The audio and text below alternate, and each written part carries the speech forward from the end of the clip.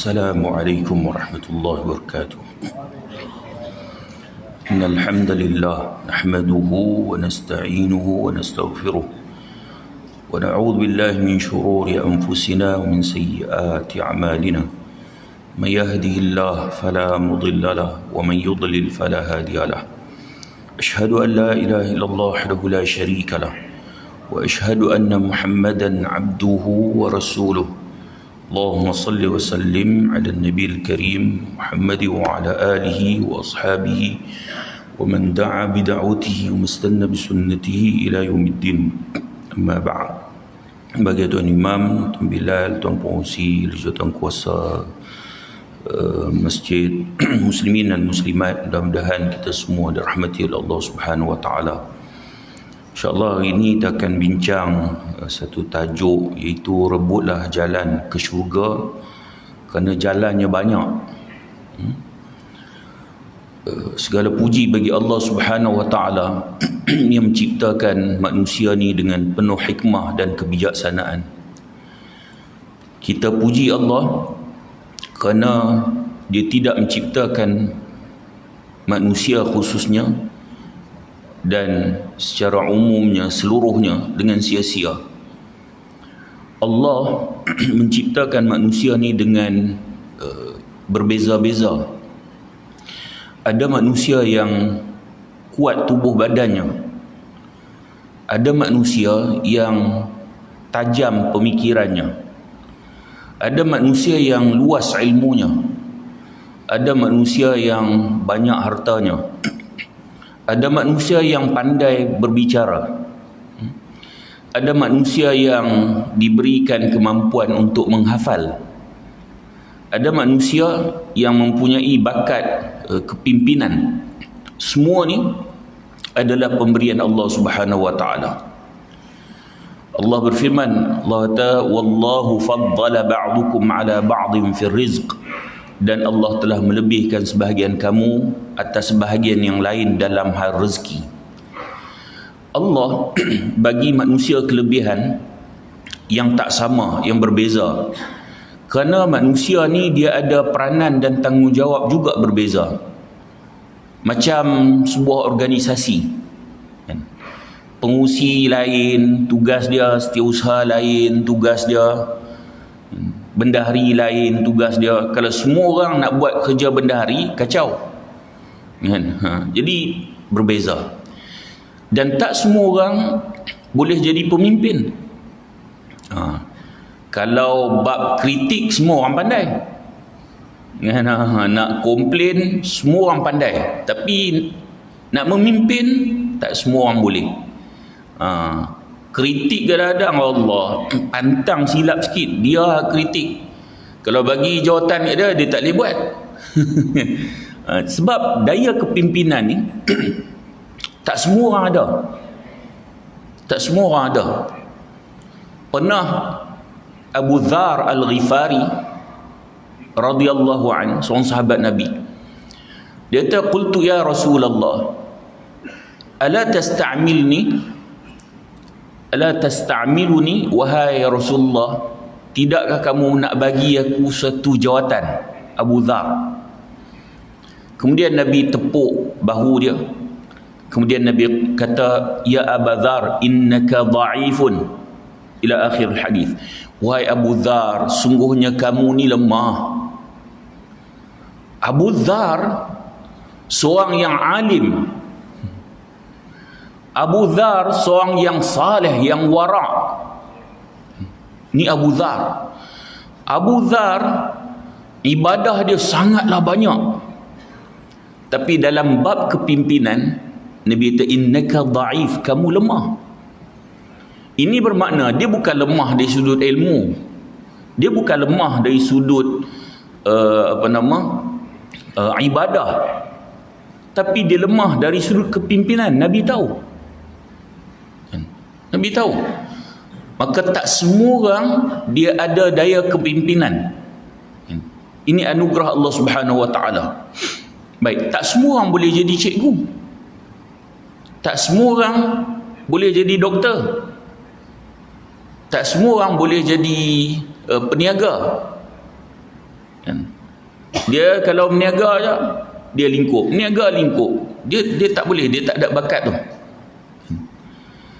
Dan tapi setiap orang dia boleh memberikan sumbangan yang boleh bawa manfaat kepada agama. Tak kira walaupun beza, tapi dia boleh buat sesuatu yang boleh bagi manfaat pada agama. Yang tu semua orang boleh.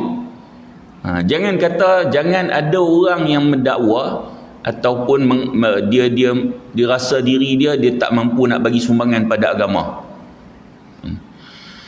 Baik.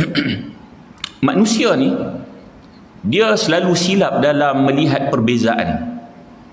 Ada manusia dianggap orang kaya ni lebih mulia pada orang miskin. Ada manusia dia rasa macam tu, kan? Ada orang yang dia rasa orang terkenal ni lebih mulia daripada yang tak dikenali. Ada yang menganggap orang yang ada kedudukan tinggi lebih bernilai daripada orang biasa. Sedangkan ukuran manusia ni dia tak sama di sisi Allah seperti apa yang manusia nampak. Kerana Allah berfirman, Allah kata, inna akramakum indallahi atqakum, sesungguhnya semulia-mulia kamu di sisi Allah adalah orang yang paling bertakwa. Sebab tu seorang yang banyak harta belum tentu lebih mulia daripada orang miskin.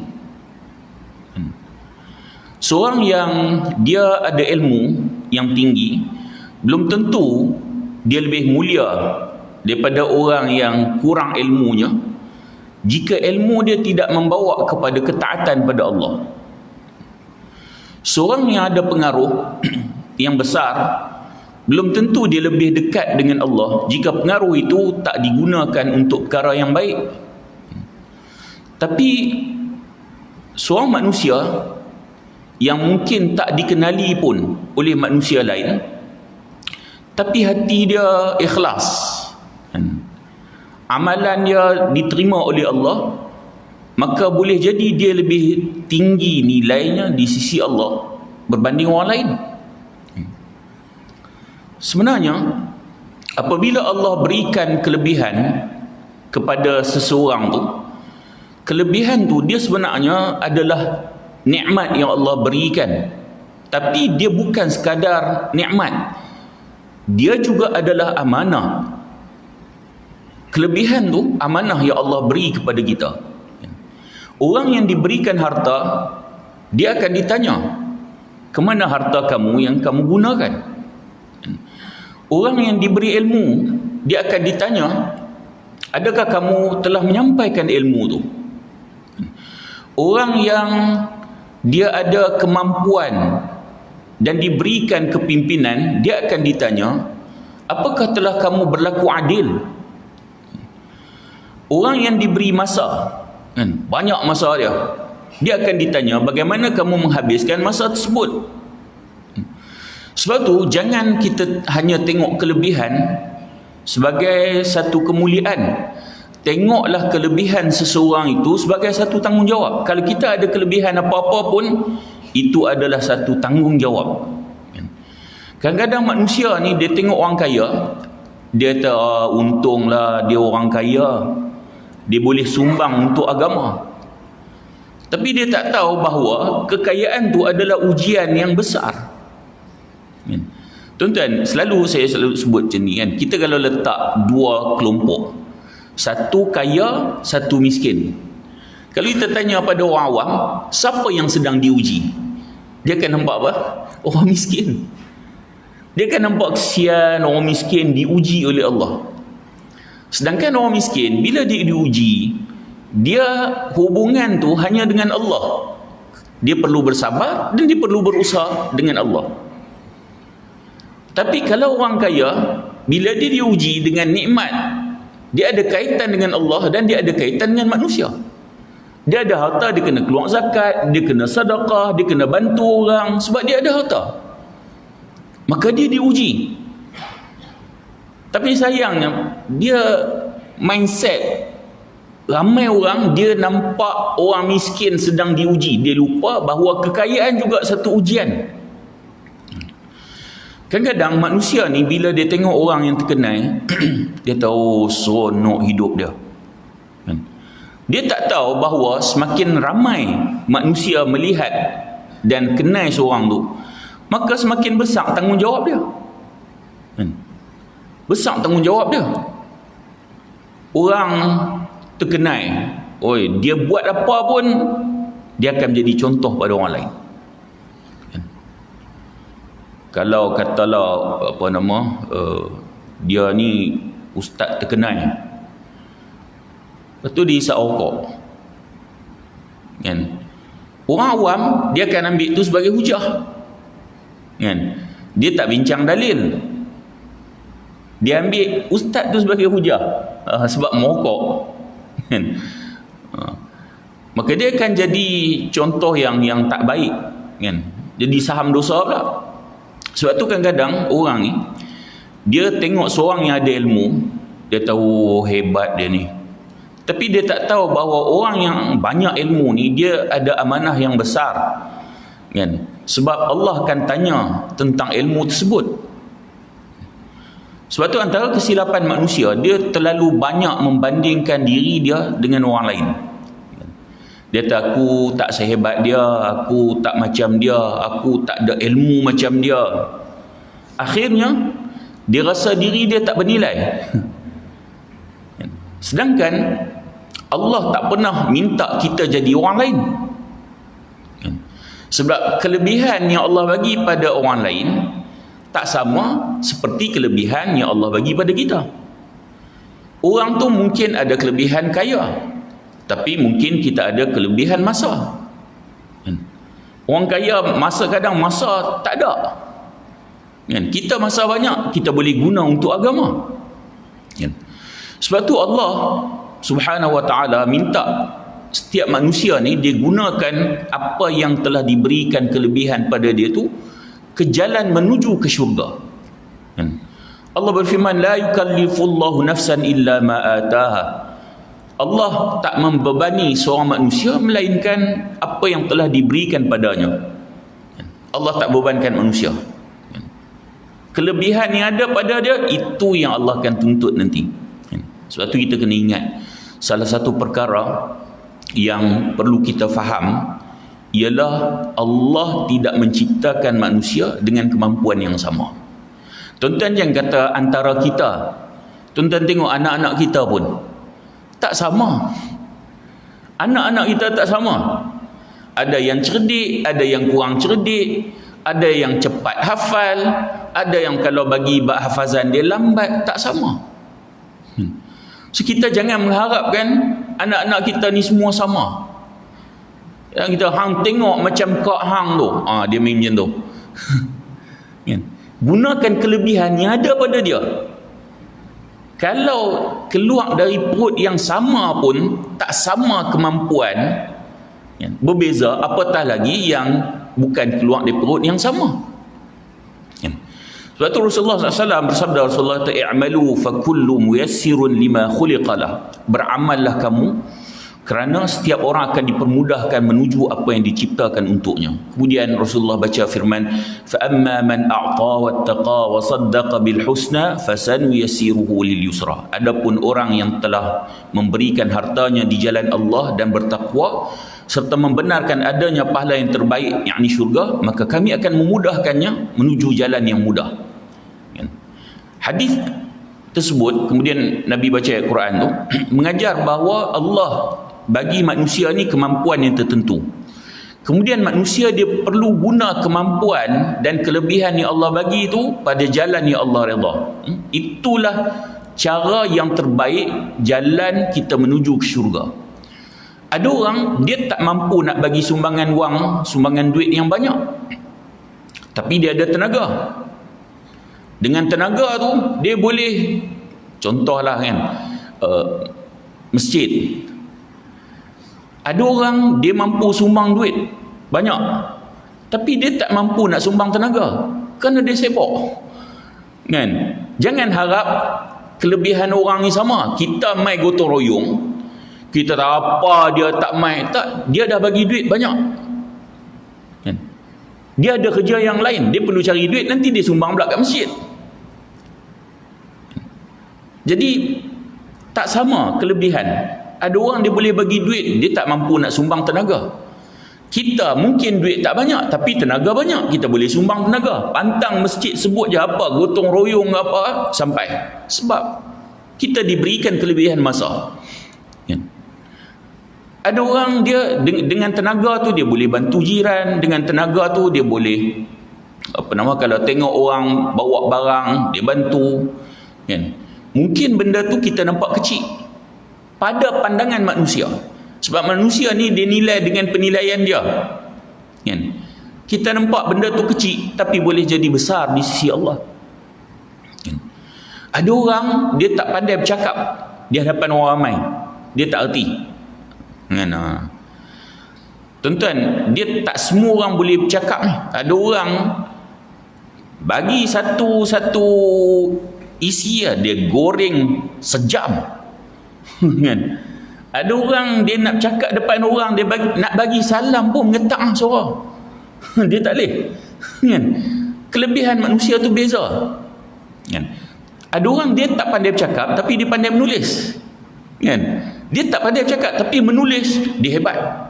Maka dia boleh guna kelebihan yang Allah bagi pada dia tu untuk menulis benda-benda yang baik. Tambah sekarang ni media sosial, kan, dia boleh menulis benda yang baik, kan?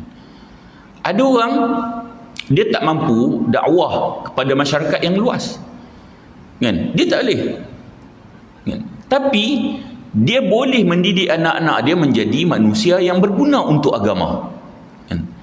Sebab tu Allah tak menjadikan hanya satu jalan syurga ni. Allah jadikan syurga ni banyak jalan, sebab Allah yang menjadikan manusia ni kelebihan berbeza-beza. Sebab tu dalam sebuah hadis Nabi SAW bersabda, berkata, man anfaqa zawjaini fi sabilillah nudiya min abwabil jannah ya Abdullah hadha khair, faman kana min ahli as-salah du'iya min babil salah, wa man kana min ahli al-jihad du'iya min babil jihad, wa man kana min ahli as-sadaqah du'iya min babil sadaqah, wa man kana min ahli as-siyam du'iya min babil rayyan. Kata Nabi, siapa yang membelanjakan dua jenis hartanya di jalan Allah, dia akan dipanggil di pintu syurga, wahai hamba Allah, dari pintu ini adalah kebaikan.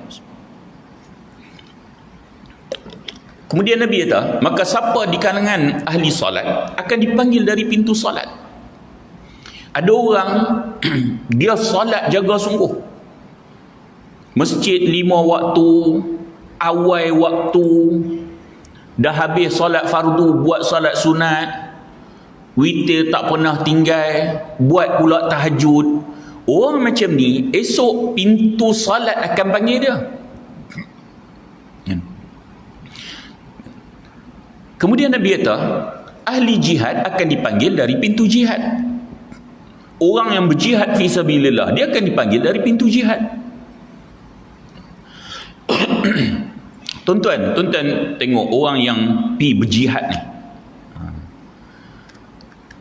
Ada orang pi berjihad ke Afghanistan, ada orang pergi berjihad ke Syria, ada orang pi berjihad ke Bosnia dulu, Chechnya.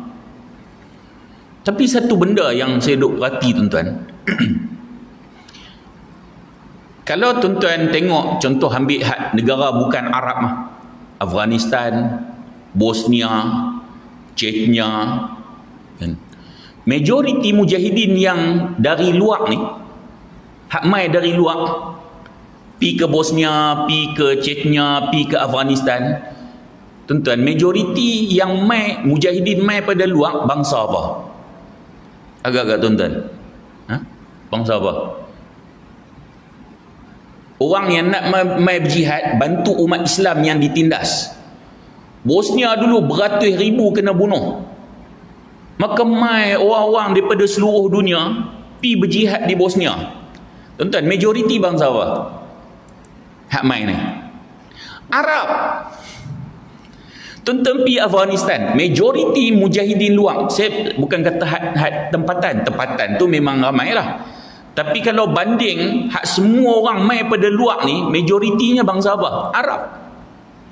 Afghanistan, mujahidin luar, majoriti Arab. Bosnia, mujahidin luar, majoriti Arab. Chechnya, mujahidin luar, Arab ni dia semangat berjihad ni dia tinggi. Lepas tu jangan duk kutuk orang Arab. Kita tak setuju dengan beberapa pemimpin Arab, kita tak setuju. Kan? Saya tak setuju dengan beberapa pemimpin Arab, tak setuju. Tapi untuk kita nak hukum semua orang Arab, itu salah. Dan saya duk tengok kempen membenci orang Arab ni mai daripada puak-puak Syiah. Kempen benci orang Arab ni mai pada puak Syiah. Sebab tu bila Iran serang Qatar, Iran serang Saudi, ramai umat Islam padan muka hampa. Apa benda ni? Yang kena tembak bukan pemimpin dia hak bermasalah. Tuan-tuan, penempatan awam pun kena ke?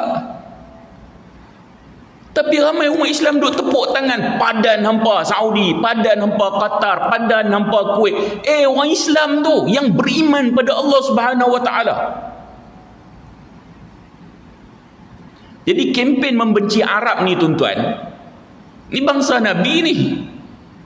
Kan? Kempen benci Arab ni puak-puak Syiah, khususnya Iran buat.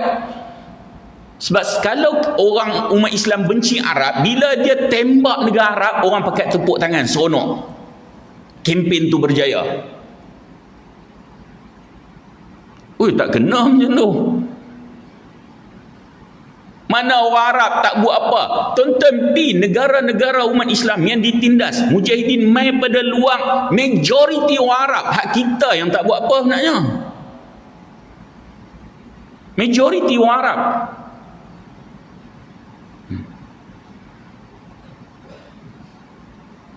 Tuan-tuan pi cari kat Bosnia, ada mujahidin Syiah? Tak ada. Masa umat Islam Chechnya, beratus ribu Rusia bunuh, ada mujahidin Syiah? Tak ada. Afghanistan, ada mujahidin Syiah? Syiah tolong Amerika mengalahkan Taliban. Iran tolong Amerika mengalahkan Taliban. Bukan nak bantu lagi, mereka tolong Amerika. Jangan cepat sangat mulut. Ni Arab tak buat apa, Arab tak buat apa, kita buat apa? Kita jauh kan, tu sebelah.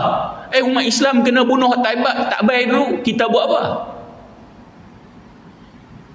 Ini semua tuan-tuan strategi divide and rule yang tuan-tuan memang tak boleh buat apa, buat sempadan. Memang puak-puak kufar buat sempadan ni untuk kita hanya duduk dalam lingkungan negara kita je. Orang yang pergi berjihad ni tuan-tuan, sebab saya duk hantar bantuan ke Syria ni, saya jumpa NGO banyak, pelarian memang ramai kan. Kemudian tentera Syria yang ni tentera Syria dulu mereka mujahidin pun saya ada sembang dengan mereka. Ialah mereka yang contoh dulu di Idlib kan, mereka yang kontrol Idlib. So kita nak kena minta kebenaran apa semua memang melalui mereka, geng mujahidin ni. Dan ramai juga pada luar. Kenapa mereka pergi ke Syria? Kerana umat Islam dizalimi di Syria, mereka pergi, mereka nak bantu. Mereka ada rasa, aku nak tolong ni saudara aku dizalimi. Niat mereka sama ada menang lawan puak-puak zalim ni ataupun syahid. Tu mereka. Sebab tu tuan-tuan, yang saya duk tengok contoh di Syria, sebab saya selalu pergi, mereka ni kalau pergi berjihad, kawan mereka ditembak mati syahid, mereka rasa, Allah, pasal apa bukan aku yang syahid? Apa kurangnya aku? Mungkin amalan kurang, ikhlas kurang, pasal apa Allah pilih dia syahid? Sebab syahid ni anugerah. Dia rasa, kenapa lah bukan aku yang syahid? Kalau kita pergi perang kan, kawan kita mati, Kita tahu nasib baik bukan aku. Tapi mereka, pasal apa bukan aku yang syahid? Sebab tu tuan-tuan, tuan-tuan tolong hati-hati ya. Yang duk fitnah khususnya di Syria, Presiden Syria khususnya. Semua ulama di Syria menyokong Ahmad Al-Shara, Presiden Syria sekarang. Tuan-tuan tak payah lebih pandai pada ulama Syria hak duk ada ni. Termasuk ulama-ulama yang turun di medan jihad. Semua sokong Ahmad Shara, Presiden Syria. Kata, oh ni tali barut Amerika. Hang lagi pandai ke pada ulama-ulama hak duk berjihad di Syria tu? Hang lagi pandai pada mereka ke? Dak ni ada tulis, siapa tulis? Ni ada apa dalam grup Save Palestine ke apa kat Telegram, tuan-tuan. Puak-puak Syiah ni, mereka suka guna nama Palestin. Sebab bila dia guna nama Palestin, dia boleh tarik ramai orang sokong dia. Kemudian dalam itulah dia duk bagi sikit-sikit Iran bagoi. Sebenarnya Syiah tak ada masalah, kita sama. Lain-lain kita, oh okey Syiah sebenarnya. Itu je agenda mereka. Dia nak tarik orang. Kalau dia awal-awal dia kata Syiah bagoi, kita tak pi. Kita pun tak mau. Tapi ramai orang Islam terperangkap sebab isu Palestin. Pi ramai-ramai pi tengok dalam grup tu, dia bagi sikit. Tolong hati-hati. Puak Syiah ni ramai guna isu Palestin. Isu Palestin ni memang dekat di hati umat Islam. Nu ada perempuan tu TikTokers. Dia punya berjuta, dia punya followers. Saya pun heran macam mana boleh berjuta. Ada dana ke untuk beli followers? Kan? Si dana banyak Mula Palestin, kemudian lepas Palestin pi Iran. Pi depa punya program Arba'in. Bawa gambar Khamenei. Itu proses normalisasi sehingga orang rasa oh okey Syiah sebenarnya. Puak Syiah ni dia taqiyah. Lepas tu dalam Al-Kafi, kitab Al-Kafi Al-Kulaini, dia telah dina liman la taqiyatalah. Tak ada agama bagi orang yang tak taqiyah, tak menipu, tak berpura-pura ni, dia bukan Syiah. Orang tu tidak beragama. Syiah mesti bertaqiyah. Sebab tu kalau orang tanya saya, macam mana nak kenal Syiah? Payah. Syiah Melayu ni. Syiah dia solat di atas batu tu. Tapi tuan-tuan pernah jumpa Melayu solat pakai batu depan-depan kita ni? Tak ada. Dia pergi Iran, dia buah batu tu. Kan ada gambar, ada seorang pemimpin tu. Kat Malaysia tak buah batu. Kat sana buah batu. Jadi memang payah nak kenal. Tuan-tuan, mereka kata Ahmad Shara ni ISIS. Tak ada kena-mengena. Tuan-tuan saya sebut, ada dua golongan sekarang ni hak duk fitnah Ahmad Shara. Saya bukan nak mensucikan dah, tak. Tapi oleh kerana para ulama di Syria menyokong Ahmad Shara. Saya daripada awal krisis Syria dah tahu macam mana kerukan dia memimpin Idlib dulu ni. Pertama yang duk fitnah dia Zionis hak duk fitnah Ahmad Shara. Yang kedua puak Syiah. Tapi orang Nusantara khususnya Melayu Indonesia, mereka banyak tertipu dengan maklumat fitnah daripada puak Syiah. Ambil daripada channel dan page isu Palestin, tapi fitnah Syria. Sebab Ahmad Shara yang telah memimpin Mujahidin Sunni menjatuhkan rejim Syiah Bashar Assad, yang dibantu oleh Iran, dibantu oleh militan-militan Syiah yang ditaja oleh Iran, datang daripada Iraq, Badar Brigade, PMF, Zainabiyun, Fatimiyun, mai daripada Afghanistan, mai daripada Pakistan, mai daripada Yaman, Syiah mai daripada Lubnan, Hizbullah. Kerana Ahmad Syara ni lah yang telah mengalahkan Syiah di Syria. Sebab tu marah sangat puak Syiah kepada Ahmad Syara. Lalu depa buat fitnah. Dia kata Ahmad Syara ISIS, tak ada kena-mengena. Buka sejarah Ahmad Syara, tak ada ISIS lagi. Dia ni ejen Amerika. Ejen Amerika mai kat mana? Tuan-tuan, dia ni orang kaya. Bapak dia sangat kaya, bapak dia. Tuan-tuan, masa Amerika menjajah Iraq, jatuhkan kerajaan Saddam Hussein, masa tu siapa bantu? Puak-puak Syiah Iraq, militan-militan Syiah Iraq yang ditaja oleh Iran, yang bantu tentera Amerika menjatuhkan kerajaan Saddam Hussein di Iraq. Oh, Iran lah yang paling benci Amerika. Dalam menjatuhkan kerajaan Taliban di Afghanistan, Iran bantu Amerika. Dalam menjatuhkan kerajaan Iraq, Iran juga bantu Amerika. Tuan-tuan, masa Amerika jajah Iraq, puak-puak Syiah ni naik kepala, Saddam jatuh. Depa bunuh Sunni pun semua. Bila berlaku macam tu, ramai umat Islam pergi berjihad mempertahankan saudara Sunni mereka di Iraq. Khususnya pada kekejaman puak-puak Syiah ni yang membantu Amerika. Lalu antara yang pi adalah Ahmad Syara, Presiden Syria Lani ni, yang dulu dipanggil sebagai Abu Al-Jolani. Kenapa dia dipanggil Abu Al-Jolani? Sebab dia orang Bukit Golan tu. Kan? Bukit Golan.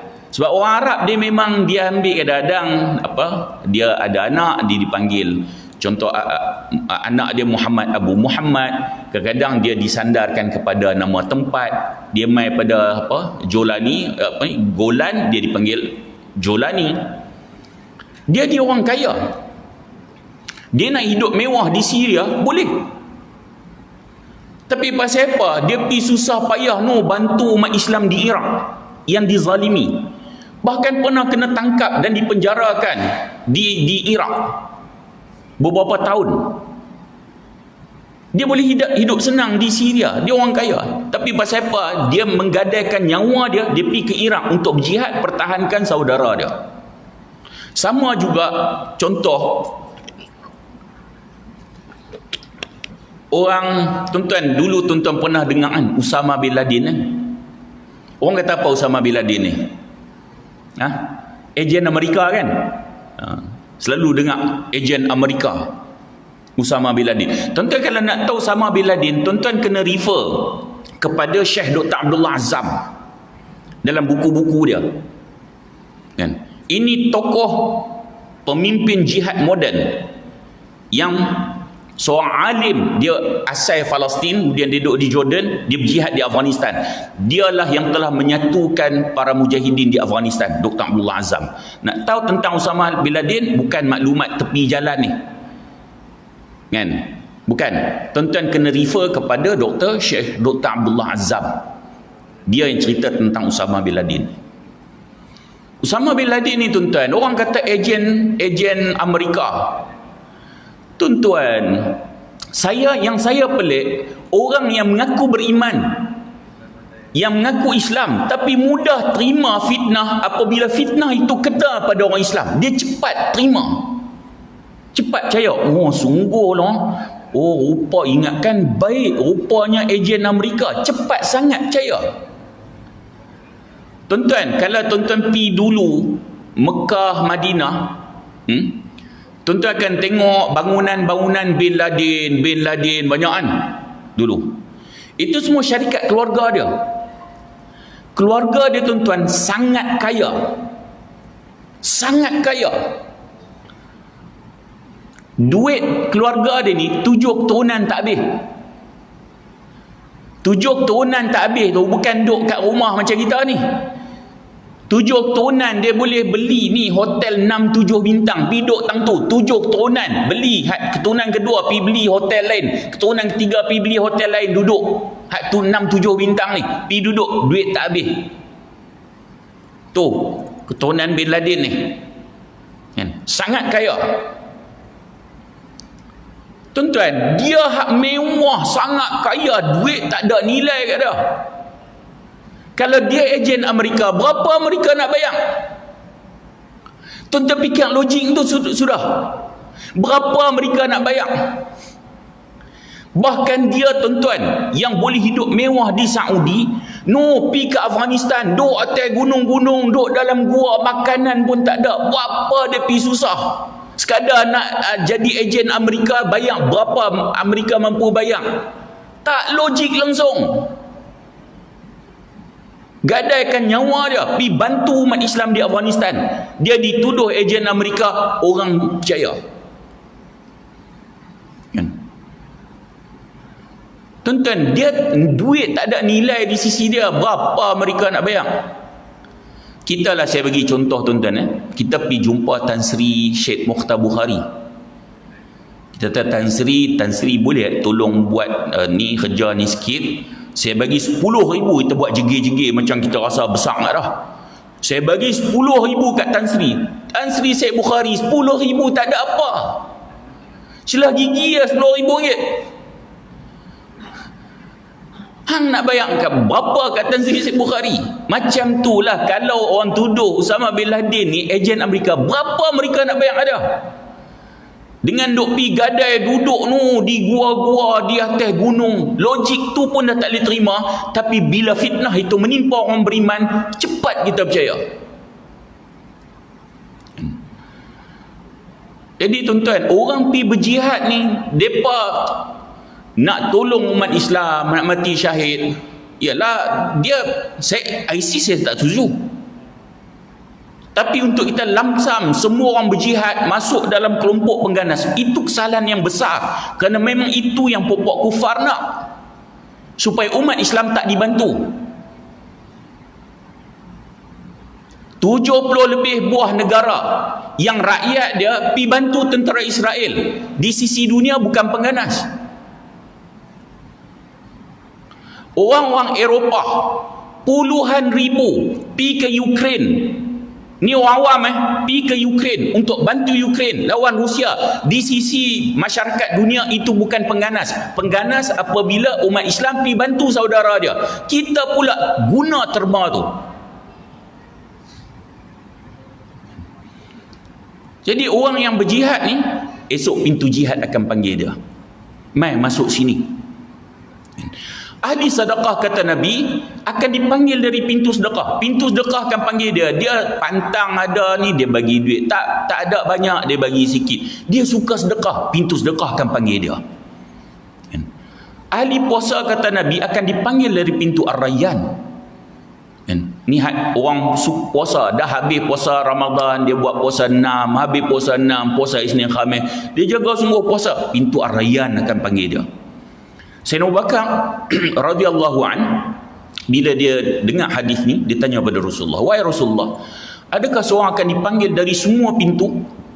Boleh tak semua pintu? Pintu jihad panggil dia, pintu sedekah panggil dia, pintu puasa panggil dia, pintu salat panggil dia. Boleh tak semua pintu panggil dia?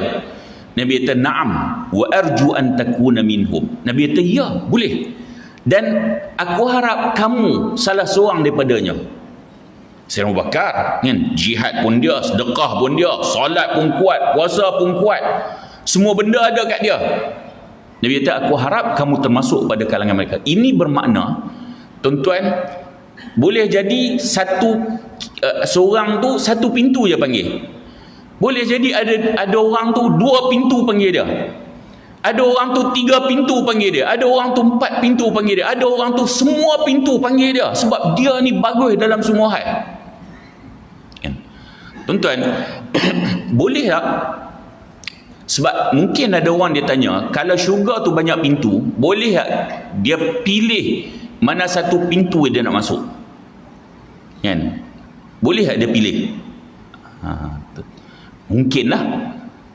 Tapi yang saya jumpa satu hadis. Hadis yang sangat masyhur kan.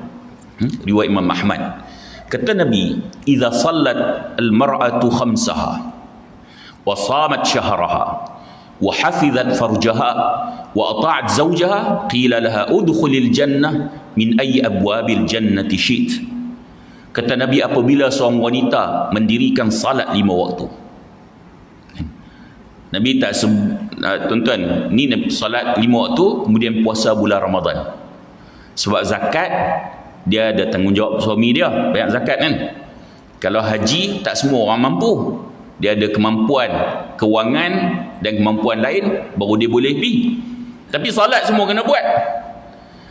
Nabi kata kalau seorang perempuan salat 5 waktu, puasa Ramadan, hak wajib puasa Ramadan, dia jaga kehormatan dia, jaga kehormatan, tak ada keluar dengan pakai ketat bos semua kan, dengan tabarus, jaga kehormatan dia, kemudian dan taat suami. 4 je. Solat fardu, puasa Ramadan, jaga kehormatan, kemudian taat suami, maka dikatakan padanya, masuklah syurga dari pintu syurga yang mana yang kamu nak. Tak tahu, saya tak jumpa tawaran ni pada lelaki. Tapi tawaran ini diberikan pada wanita. Tuan-tuan, walaupun tawaran ni diberikan pada wanita, senang tak nak dapat ni? Senang tak? Susah. Perempuan ni dia salat dia jaga, puasa dia jaga kan. Kadang dia boleh jaga kehormatan, tapi nak taat suami payah. Dia boleh taat bos. Bos kata buat kerja ni, tak dan kelip mata, baik bos. Tak dan kelip mata, baik bos. Cakap dengan bos lemah lembut kan, jaga tutur budi bicara. Bos saya dia belum tentu dia boleh cakap macam tu kat suami dia. Yang patutnya lebih baik pada bos dia cakap. Jadi kerana susah itulah wanita yang boleh buat macam ni, dia diberi peluang untuk pilih mana-mana pintu syurga dia nak masuk. Jadi masa kita tak banyak kan. Tuan-tuan, sebab tu kita kena faham, ada orang dia masuk melalui pintu ilmu, ada orang dia masuk melalui pintu sedekah, ada orang masuk melalui pintu kesabaran, dia sabar. Ada orang dia masuk syurga mungkin dengan khidmat manusia pada manusia. Yang penting ialah kita cari apa pintu yang Allah buka untuk kita. Jangan kita harap jadi orang lain. Kalaulah aku kaya, tak payah. Hang miskin, buat cara miskin. Dalam bahasa mudahnya kan. Duk tak payah berkalau-kalau. Qarun kan, dulu pernah berkalau, kalau kaya. Bagi kaya, dia tak jadi macam hak dia kalau tu. Kalau aku kaya, aku sedekah kat masjid, tak payah kalau. Sekarang ni ada berapa? RM2, bagi RM2 kan. Aku mampu bagi RM2, tapi aku ada tenaga yang banyak. Aku pandai masak, aku masak untuk masjid contoh kan. Yang orang bagi banyak duit, dia tak boleh buat macam kita kan. Jadi jangan duk harap macam kita, jangan harap jadi macam orang lain. Tak payah. Allah bagi kelebihan tak sama. Apa kelebihan yang ada pada kita, hak tu kita guna untuk jalan menuju ke syurga kan. Jadi tuan-tuan, sikit lagi kan. Rasulullah pernah bersabda, Rasulullah kata, la tahqiranna minal ma'rufi syai'an walau an talqa akhaka biwajhin talaq. Sebab ramai orang dia, tuan-tuan, dia macam dia lebih tengok amalan-amalan besar ni, dia tak nampak hak benda-benda kecil ni kadang-kadang juga boleh menyebabkan seorang tu masuk syurga. Nabi kata, jangan kamu remehkan suatu buat kebaikan walaupun sekadar bertemu saudaramu dengan wajah yang ceria. Itu pun ada nilai di sisi Allah. Ada orang daripada jauh dia nak main, kita tengok dia main dengan senyum, kita oh main dah dia ni, kita seronok. Ada je ni orang macam tu, dia main kita seronok. Sebaliknya ada orang pada jauh, dia mai tu kita ada, oh mari dah dia ni. Dia daripada jauh dia nak mai tu, kita duk runsing lah. Mai dah dia ni, sagi apa pula kan. Jadi jangan nampak remeh. Dia hak jenis senyum, hak boleh menggembirakan orang, itu pun ada nilai di sisi Allah kan. Tuan-tuan, hadis yang terakhir saya nak baca ni, Nabi SAW, Nabi bersabda, Nabi kata, laqad ra'aitu rajulan yataqallabu fil jannati fi syajaratin qata'ha min dhahri tariq kanat tu'dhin nas. Aku melihat seorang lelaki menikmati nikmat syurga kerana dia memotong pokok yang berada di jalan yang mengganggu manusia. Hadis Muslim, Sahih Muslim. Nabi kata, aku tengok seorang lelaki, Nabi tak sebut ulama. Aku melihat seorang alim, Nabi tak kata macam tu. Nabi tak kata aku melihat seorang panglima perang, Nabi tak kata macam tu. Aku melihat seorang yang terkenal, Nabi tak kata macam tu. Nabi kata aku melihat seorang lelaki yang dia seronok dalam syurga. Seronok dalam syurga. Aku tengok lelaki ni, dan dia masuk syurga kerana apa? Kerana ada pokok di laluan. Kalau di negara Arab kan jenis pokok berduri pun semua kan. Pokok tu dia tengok benda tu ganggu manusia, dia buang pokok tu lillahi ta'ala. Dia buang pokok tu, dan Nabi sebut kerana itulah dia masuk syurga. Oh, jangan tengok benda-benda hak kecil ni, kerana kemungkinan seseorang tu boleh masuk syurga dengan benda-benda yang macam ni. Saya tuan-tuan, saya nak bagi contoh ke belakangan ni kan, geng-geng apa RZ isu semasa RZ accident. Kadang-kadang di Facebook ni, kalau tuan-tuan tengok mereka duk komen ni, mati hamba, menyusahkan orang, biar mati hamba semua. Oh, jangan tuan-tuan, kadang-kadang kita ni diuji dengan apa yang kita cakap. Dia cakap macam tu, anak dia tak besar kan, mati hamba, buat menyusahkan orang. Esok anak dia besar, anak dia geng-geng hak motor duk rempit ni, macam dia nak cakap macam tu dia nak cakap macam tu jangan cepat sangat tuan-tuan. Saya tak kata perbuatan tu betul, saya tak kata benda tu salah, tapi jangan kita anggap macam mereka ahli neraka. Walaupun kita tak sebut ahli neraka, seolah-olah macam tu. Matinya tu neraka, rasa macam tu, rasa kan. Jangan kita rasa kita lebih baik pada mereka sebab kita tak bawa motor macam tu. Kita rasa kita lebih baik pada mereka kan. Ada tak tuan-tuan, kita ada buruk yang lain, mereka pula tak buat buruk hak kita buat tu? Ada? Mesti ada. Ada kelebihan mereka, yang kelebihan tu, yang kebaikan hak mereka pernah buat tu, kita tak mampu buat. Ada? Mesti ada. Tuan-tuan, kalau tuan-tuan tengok aksiden tepi jalan apa semua, selalu hak duk berhenti geng mana? Mak-mak motor ni. Terutama saya kalau di KL kan, kalau kata jam lah apa semua, aksiden, hak berhenti siapa? Geng mak motor ni, budak-budak muda ni, mereka lah berhenti.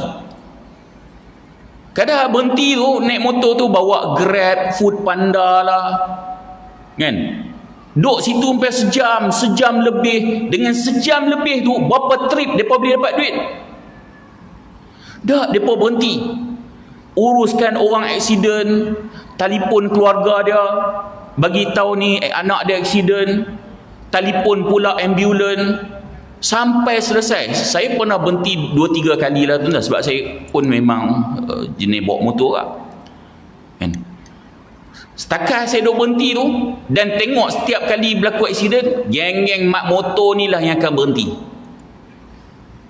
kan. Kita duk nampak kejahatan mereka, tak nampak kebaikan tu, dan boleh jadi dengan kebaikan itulah menyebabkan mereka masuk dalam syurga. Jangan pandang remeh benda macam tu, dan jangan cepat hukum manusia. Jadi tuan-tuan, kesimpulannya, pintu syurga ni banyak. Yang penting kita nak kena tahu apa kelebihan yang Allah bagi pada kita. Kalau masa, Allah bagi kelebihan masa, gunakan masa tu untuk jalan menuju ke syurga. Kalau kelebihan Allah bagi tenaga, kita ni tenaga masih ada, walaupun umur dah lebih tapi sihat, tenaga ada, gunakan tenaga tu. Sebab kita tak mungkin boleh banding dengan orang lain. Kita, kelebihan kita tenaga, orang lain duit. Dia bagi duit, kita bagi tenaga. Jadi rebutlah, sebab kelebihan tak sama. Yang penting guna kelebihan tu untuk menuju ke syurga. Mudah-mudahan pertemuan kita ada manfaat. Kalau terkasar bahasa, mohon maaf. Dan sesudahi dengan aqulu qawli hadha wa astaghfirullahal azim li wa lakum. Assalamualaikum warahmatullahi wabarakatuh.